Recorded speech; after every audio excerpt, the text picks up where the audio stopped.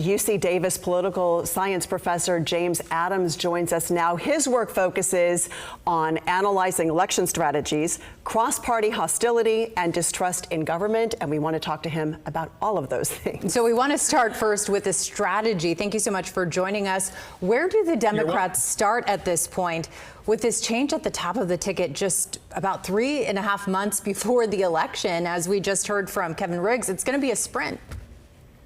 Right. Well, we're in very uncharted territory. And the first question clearly is going to be, will there be a contested process for who replaces President Biden as the Democratic nominee? Kamala Harris has already announced that she will be a candidate to replace President Biden. Gavin Newsom has announced that he is throwing his support behind Kamala Harris. We don't know about some of the other major players. For example, Joe Manchin has made noises about how he might possibly throw his hat in the ring. We don't know for certain about Gretchen Whitmer, Josh Shapiro, and some other possible candidates, although early indications are they're not going to run. So question number one will be, will there be a contested process? If there is, question two, of course, is who will the Democrats ultimately pick? And a crucial element going forward will be, can the Democrats pick a candidate while remaining unified? As you mentioned, it's a very short time until Election Day.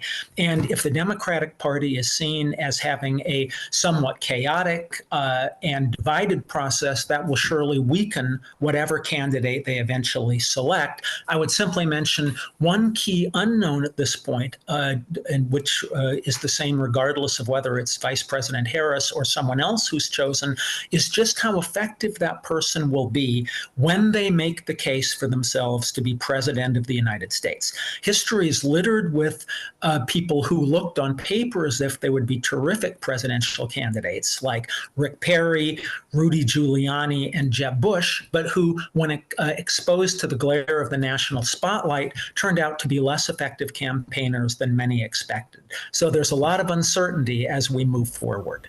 Absolutely. And a lot of hostility. And I know that's something that you look at between the parties. What are you watching for right now and expecting the attacks to look like on both sides? Well, I think a key question here is whether the politicians on both the Democratic and Republican side will begin to dial back some of their more hostile and frankly reckless attacks. Of course, we're just one weekend removed from the assassination attempt against former President Trump. And there was some talk in the aftermath of this, and indeed President Biden made a nationally televised speech where he talked about the importance of dialing back on these attacks and treating our political opponents as if they're opponents but not our enemy. We'll see whether that actually happens or not.